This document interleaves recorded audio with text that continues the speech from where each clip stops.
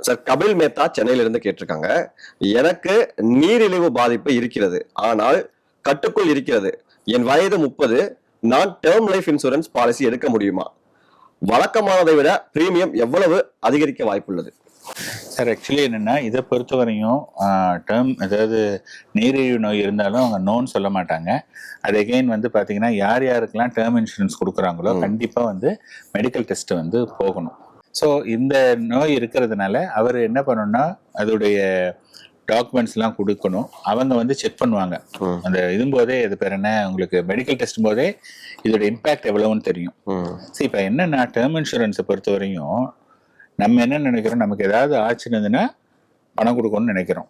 ஏற்கனவே நமக்கு வந்து டாக்டரே சொல்லிட்டாரு நீங்க 4 வருஷம் தான் உயிரோடு இருப்பீங்க, 2 வருஷம் தான் உயிரோடு இருப்பீங்க அப்படின்னு சொல்லிட்டு அப்போ போய் நம்ம வந்து அதை எடுத்தோம் அப்படின்னா நம்ம ஏமாத்துற மாதிரி.